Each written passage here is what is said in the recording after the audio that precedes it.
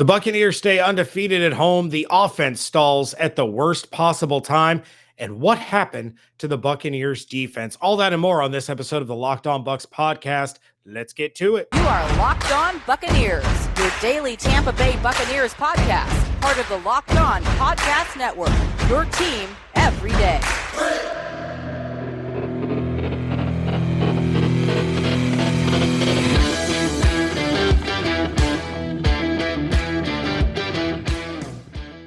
What's up, and welcome to the Locked On Bucs podcast, free and available on all platforms, including YouTube.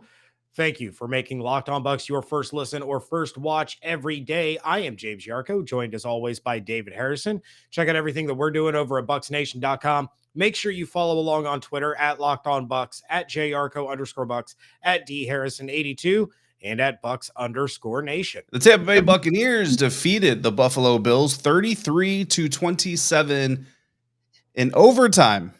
It took overtime to win because they let them come back in a very real way.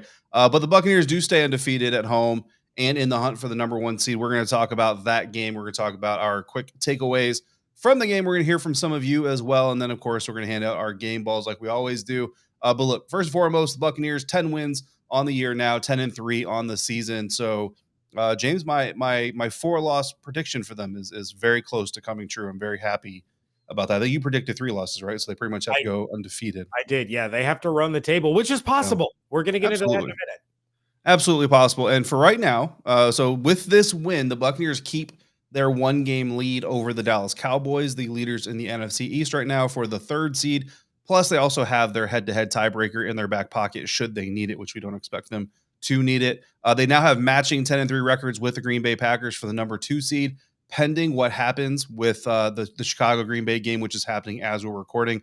Green Bay currently holds the tiebreaker conference record tiebreaker over the Buccaneers, and Arizona at 11-2 playing Monday Night Football as the number 1 seed, hopefully losing to the Los Angeles Rams on Monday Night Football. If Green Bay loses or has lost by the time you hear this, because Chicago Bears up 10-0 right now, right? So if the Bears continue that success and Arizona loses to Matthew Stafford and the Los Angeles Rams, and the Tampa Bay Buccaneers are the number 1 seed in the National Football Conference. If Green Bay won and Arizona loses, then the Packers are the 1 seed and the Bucs are the 2 seed, Buccaneers having a tiebreaker over the Arizona Cardinals. If both win, then we stand pat one more week and the Buccaneers have a division-clinching matchup with the Saints next Sunday night where they don't need anybody else's help. They just have to win. Just beat the Saints, and you are the NFC South Division champions since the New York Jets couldn't help out in the cause, couldn't support the brand, as people like to say. So, James, that's the scenario. Basically, bottom line, between now and the end of the season, whether it's this weekend or another weekend, the Packers need to lose, the Cardinals need to lose. Those 2 things happen. The Buccaneers keep winning. They're the number 1 seed. They potentially have a bye week, home field advantage throughout the playoffs. So division game in Tampa, NFC Championship game in Tampa, Super Bowl in Los Angeles. Yeah, unfortunately, that Super Bowl wouldn't be in Tampa this time. And look, maybe it was okay that the Jets couldn't help out, because how awful would it be if the Saints got off their snide, having not won a game since they beat the Buccaneers on Halloween, if they were to end up coming off of a losing streak with a win against the Buccaneers that prevented them from winning the division. So maybe the Jets did help out indirectly by letting the Saints get, pumped up and happy this week just to turn around and be let down next week. But look, you take a look at the Packers, you take a look at the Cardinals, it is hard to find losses on their upcoming schedules. Green Bay, they're at Baltimore, they're against Cleveland, they're against Minnesota, and then they finish their season at Detroit. I think their best chance of losing would be at Baltimore, but only if Lamar Jackson is there. And even then, it's going to be a tough game. I know you said before we started recording that it might be Cleveland who's still fighting for a playoff spot and still in the running for the division with their win over Baltimore. For Arizona, they're at Detroit, they're against the Indianapolis Colts, they're at the Cowboys, and they're against the Seahawks. Now, they could lose to the Indianapolis Colts, who have been on fire, but that wouldn't really help in the tie-breaking scenario. Kind of want to look to that game at Dallas as the one that would probably help the Buccaneers the most in terms of win, loss, and tiebreakers. Yeah, I mean, I would agree on the Baltimore front if Lamar Jackson hadn't left that game with an ankle injury, and that's Absolutely. What it is being reported as, is an ankle injury. According to Coach Harbaugh, the good Coach Harbaugh that we all like from Baltimore, not the other one from that state up north. Coach Harbaugh says that Lamar Jackson will get evaluated on Monday to see just how severe the ankle sprain is. Either way, an ankle sprain, especially if it's a high ankle sprain, like I don't know. Someone once said that sprained ankles ain't nothing to play with, and I think that that's probably pretty accurate information. If that's the case, then I do see Cleveland being the best spot for the Packers to lose a game. But Arizona, yeah, Colts and Cowboys, right? I mean, that's pretty much it. Colts have a good defense. The Cowboys defense looked really good against Washington, but for whatever that's worth. But before we get too wrapped up in what the Packers and the Cardinals are doing, of course, let's turn our gaze back onto the Buccaneers and specifically what happened in this game. Not just the good, but a little bit of the bad, because there was some bad. Before we do that, though, let's hear from our first member of Bucs Nation calling in after this 10th Tampa Bay Buccaneers win of the season. What is up, James and David? It is Kevin. It is Sunday night, and I just watched Breshad Perriman seal the deal on a brutally fun game. I mean, that is why you love sports. And I want to get right out in front of it and say it right off the bat. Well, first of all, I'm still faithful listeners, haven't called in for a while. But say it right up front. I don't want to hear anybody complaining about the Bucs second half. Yes, they got outplayed and outmatched by a desperate, hungry, well-coached team and a great quarterback. They got mollywopped in the second half, but they mollywopped him in the first half, and they came through. They hung tough. They didn't commit any crucial mistakes. They didn't shoot themselves in the foot. They didn't give the game away. I am so proud of this team. Everybody who's listening to this, chill out, relax. It's a 17-game season this year. This is a great victory. Didn't seem to be any catastrophic injuries except for Giovani Bernard. I hope he's okay. This is a great win. Oh, Bucs.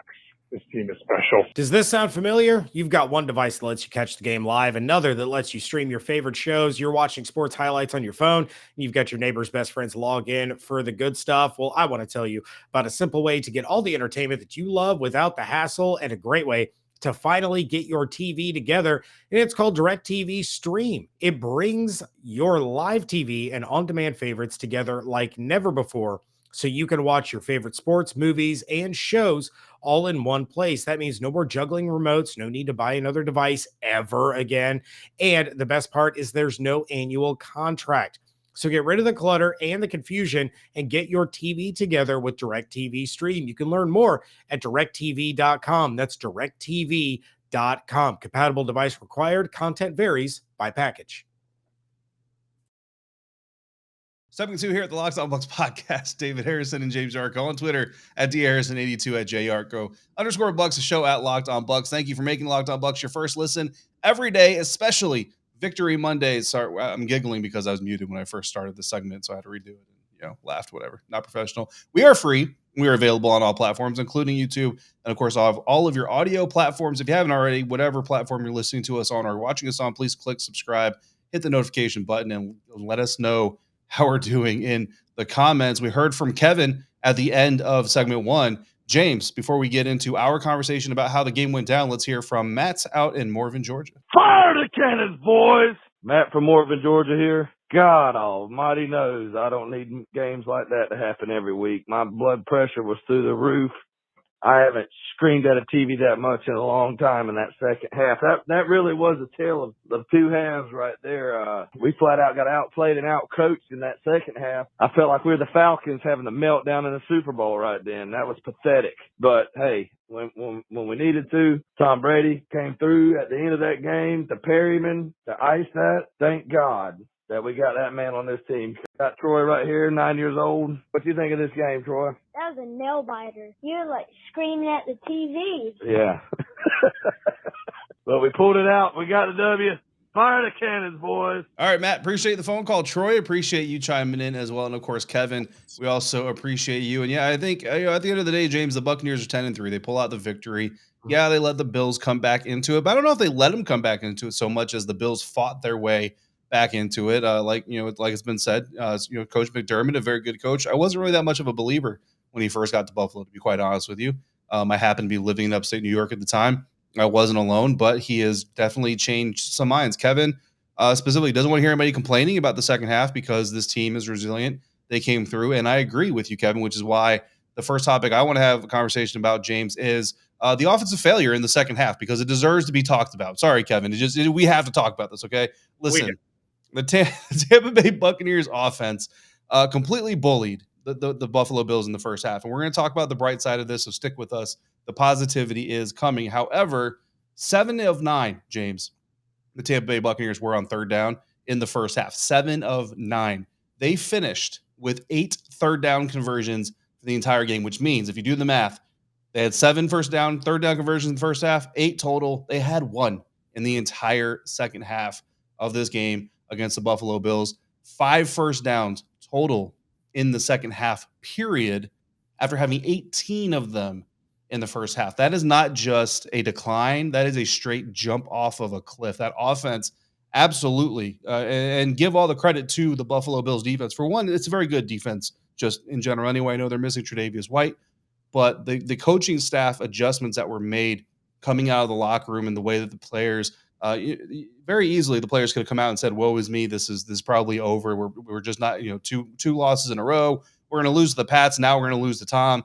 It's just like, all of our history, it's like the worst episode of This Is Your Life, Buffalo, coming to fruition. But instead, they stuck in there. They believed in their coaching, believed in each other. And if you're a Bills fan, I think you actually have to be kind of proud about your team. You're not happy, but you got to be a little bit proud of the way your team was able to come back, because if everything goes right, this is going to be a team you're going to see again. And this could be an experience that you draw off of. Yeah, absolutely. My son's coach is actually from Buffalo, and he and I were texting throughout the game, and he said that it was a tough pill to swallow, but he was really impressed the way that they fought back in the second half, and they did do a really good job. This game seemed like one that was well in hand in the first half, and you have to credit Buffalo. It wasn't just the Buccaneers' offensive or defensive failures. I mean, there are 2 teams on the field. There was another team creating those failures. And I'm sorry for Kevin, who doesn't want to hear about that, because one of the things that I want to talk about is how full-blown Jekyll and Hyde this defense was. In the first half, they were getting after Josh Allen. They were creating sacks. Richard Sherman had an interception thanks to the pressure put on Josh Allen. But in the second half, they just absolutely fell apart. They allowed scoring drives. They weren't all touchdown drives, but they allowed scoring drives of 81 yards, 75 yards, 46 yards, and 70 yards. Now, what is one of the biggest things that we've talked about all season long about what we want to see out of this defense? They need to find a way to get off the field on third down, right? They held Buffalo to 2 of 13 on third downs in this game. That's fantastic. But Buffalo didn't need to get to third down to march the ball down the field in the second half. And when they did get to third down and didn't convert, they were 2 of 3 on fourth down. And the Bucs offense, as you point out, wasn't able to, take advantage of a turnover on downs early in the half in Bills territory. Instead, they have to punt the ball away. But we're going to end this on a high note just for Kevin, right? The Buccaneers find redemption. The Bills are in they have the opportunity. They're in a position where they can win the game at the end of regulation. And Carlton Davis steps up, plays well against Diggs on that end zone play, holds them to a field goal, go to overtime.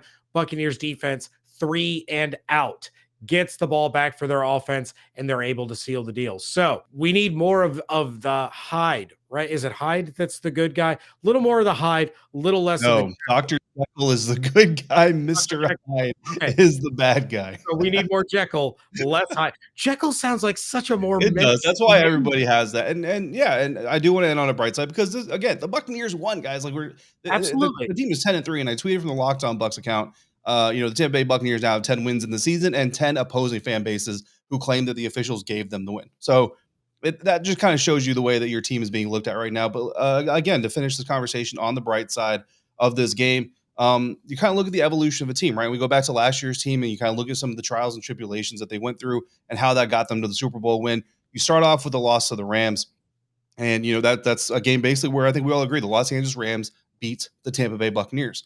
Then you go to the Saints, the Buccaneers beat themselves. Then you go to the Colts, and then you start to learn how to win these games. And again, these are all games against opponents who have winning records. It's less of a one-sided affair like we saw in the other 2 competitions, and the Buccaneers win. Then you come out in this one, and it kind of starts to look like they put it all together. They come out in the first half, and they're bullying the Buffalo Bills. Again, 7 for 9 in the first half on third down conversions. And you look at the defensive stats that you were talking about. So that first half, definitely a great half. I wouldn't say they got comfortable. I think they just weren't necessarily expecting the Bills to be able to adjust as much as they did. I think that probably maybe took them a little bit by surprise. But again, it's just one more step in the evolution of a team. Now, the next time they go in against a really competitive opponent and they have them on the ropes early, you can bet that you're going to see a much more motivated Buccaneers team come out in the second half. We are going to unfortunately have to leave this segment, James, with a little bit of bad news. Giovani Bernard, like was mentioned in one of the voicemails, did leave the game with a leg/hip injury. Jenna Lane, I know from ESPN, I saw her tweet that x-rays were taken tonight, Sunday night, negative. Those came back negative for fractures, and Gio will undergo further tests on Monday. So, of course, we all hope that Gio is fine and good to go, at least able to come back maybe in the postseason, that it's not going to be a super severe injury. But we've got more good news, Kevin, and everybody else, because we've got plays and players of the game coming up. Absolutely. But first, we have to talk about this holiday season and something that you can have put in your stocking. And that, of course, is a protein bar that tastes like a candy bar, or even better than a candy bar, Built Bar, filled with so much holiday goodness, rich with decadent flavor, covered in chocolate, amazingly low in calories, sugar, net carbs, and fat, but high in protein. You get the best of both worlds, delicious and healthy. You guys know all the flavors. You know that I'm a peanut butter brownie or a cookies and cream guy, but there's raspberry, there's mint brownie, there's cherry, there's double chocolate. Built Bar gives you that extra fuel that you need to bust down those mall doors and battle all the holiday shoppers. Or if you're standing in line that never seems to end, it'll give you that extra something to keep you going. If you're friends with Santa, like I am, close personal, got him in my cell phone, we text all the time, even in July. I let him know I want those stockings filled up with Built Bars, overflowing for the whole family, because we all have our favorite flavors. Go to Built.com. Use promo code LOCKED15 and you're going to get 15% off your order. Again, promo code LOCKED15 for 15% off at Built.com. Today's episode of the Locked On Bucs podcast also brought to you by BetOnline, who has you covered all season long for props, odds, and lines, with more of them than ever before. As football continues its march towards the playoffs, BetOnline.ag remains your number one spot for all your sports action this season. So head to that updated mobile or desktop website, sign up today, and get your 50% welcome bonus on your first deposit when you use the promo code Locked On. Whether you're looking for basketball, football, hockey, boxing, UFC, or your favorite Vegas casino games, don't wait. Take advantage of everything available in 2021. BetOnline is the fastest and easiest way to bet on all your favorite sports. BetOnline, where the game starts.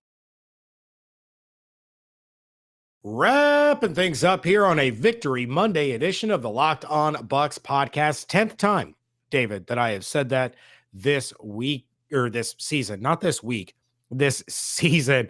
I don't, it's so much fun to have Victory Mondays this often. We've been doing this for a long time. We're not used to this still, but I know we have some other people that are excited that it is a Victory Monday. Let's go ahead and dive in to another voicemail before we hand out our game balls for plays and players of the game. Hey guys, it's Paddy from Devin in England again. At halftime, I did not think it was going to be as much of a battle as it was. Getting down to the end of the game, giving up the touchdown to Buffalo, only down by a score. I thought Brady was going to go down there with 4 minutes left. Give Buffalo like 14 seconds to end the game. You know, classic Brady game management, but unfortunately that didn't happen. Todd Bowles' defense looked dynamic in the first half, but 17 unanswered points in the last 9 minutes. So the offense only put up 3 points in the whole second half, which both sides of the ball have got to be better in that second half. We need to make sure that no matter what the lead is at halftime, we know that a game isn't over until it is over. It's 1 o'clock in the morning here. I got work at 7:30 a.m., so I got to make this quick, but Brady's 700th. For the game win. What a way to finish, man. Anyway, next week, home to the Saints. We got to get this win. It's going to be tough the rest of the way now, really trying hard to get that first round bye for the playoffs. But let's just get the division won first. Anyway, have a great week, you guys. Victory Monday, baby. Let's go. Go Bucs. Paddy, thank you so much for calling in. That's dedication right there. You're staying up till 1 o'clock in the morning to watch the Buccaneers win when you got to be at work at 7 o'clock. Like, I'd have gone to bed at halftime. I ain't gonna lie. I'd have gone to bed at halftime. I'd have woken up surprised as hell. Yeah. David, let's hand out some game balls for plays and players of the game. We're going to kick things off with the play of the game, and I'm going to look for a little bit of help to introduce mine. Why don't we play one more quick voicemail? David James is Rico. What a thriller. Fantastic game on both sides. But The Bucs pulled it out. How about Perriman? Who's talking trash about Perriman now? He came through. Bucs win. Let's go, baby. Let's go. Greco, thank you very much for introducing my play of the game. Yeah, it was Brady's 700th career touchdown, including playoffs. It was a 3-touchdown performance by Mr. Brady, but the recipient, the guy who made the play on an incredible catch and run, turned on the afterburners, Breshad Perriman with the winner in overtime. And in the post-game press conference, Breshad Perriman said that he was supposed to run a rub route to spring Mike Evans. And instead, Mike Evans ran one to spring him to go 58 yards to the house. That's the clear-cut play of the game. You love to see it. Yeah, Mike Evans, Walter Payton, NFL Man of the Year candidate, giving on and off the field. Doesn't want the touchdown for himself. Give it to Breshad. Let Breshad take the credit and the glory. Interesting note. Starting back with the Chicago Bears game that the Buccaneers won, James, they have set a record of some sort, either franchise or NFL league history record, in every single game, starting with the Bears game, but 2. Do you know which 2 games they didn't set records in? The Saints. It's one of them. And the Giants. Washington. The 2 games they lost were the only 2 games they didn't also make history in. So basically, the Buccaneers just got to keep making history. Like that's the key to the game. Make history and you will win. Easy to do. My play of the game is going to be CD3. You mentioned it earlier in the show. Carlton Davis and his defense of Stefon Diggs on what could have been a go-ahead touchdown for the Buffalo Bills on 3rd down. Instead, ball falls incomplete. Buffalo Bills fans will tell you that it was defense pass interference. I will tell you that both men had both their hands on both sets of shoulder pads. So it was fair fighting, and the refs let them play, which is exactly what we all wanted coming into this game. Instead, the Buffalo Bills have to tie the game, go into overtime. Like was mentioned, the defense stands pat and holds up very impressively considering how tired they had to have been at that point. And then Tom Brady to Breshad Perriman. My player of the game, speaking of defense, Devin White, 10 tackles to lead the team, 1.5 sacks. Basically, Devin White was impacting the game at the line of scrimmage, behind the line of scrimmage, in the middle of the field, and then sometimes on the perimeter as well. Devin White, a little bit of everywhere, not perfect by any means, but a little bit of everywhere in this game on a defense that was on the field for the majority of the second half easily. So just kind of a stand-up performance for the unit, really, but you have to give it to a guy. So I'm going to give it to Devin. Yeah, I mean, I like that pick. Mine is going to go to not the leading receiver. The leading receiver, yet again, was Chris Godwin, who has caught more passes from Tom Brady than anybody else since Tom Brady joined the Buccaneers. It's going to go to the other guy. It's going to go to Mike Evans. 6 catches on 6 targets for 91 yards. Had an incredible touchdown grab on a beautiful pass from Tom Brady in the first half, but a big play in the game was in that overtime where Mike Evans drew a pass interference penalty, got the Buccaneers to the 35-yard line, helped kind of spark the rest of that drive. Mike was incredible. You throw the ball to Mike Evans and good things happen. Keep doing more of that. Godwin's already got his 1,000 yards on the season. Let's get Mike over that 1,000-yard mark one more time. That'd be more history made, wouldn't it? It would. I'm just saying, it's uncanny, man. It's happening. Yeah, that's that our keys to the game are already done for Friday's episode. Make history. That's pick a stat and make more history. With that, David, let's go ahead and get out of here. Thank you to Kevin, Matt, Paddy, and Greco for calling in. If you want your voice heard on the show, go ahead and give us a call at 813-444-5841. We thank all of you for making today's episode of the Locked On Bucs podcast your first listen or first watch every day. But now make your second listen Locked On Bets, your daily one-stop shop for all your gambling needs. Locked On Bets, hosted by your boy Q, with expert analysis and insight from Lee Sterling. Check out everything David and I are doing over at BucsNation.com. Follow along on Twitter at LockedOnBucs, at JYarko_Bucs, at DHarrison82, and at Bucs_Nation. Hope you all have an absolutely outstanding Victory Monday. Stay safe, stay healthy, wash your hands, be good to one another. We thank you so much for joining us right here at Locked On Bucs.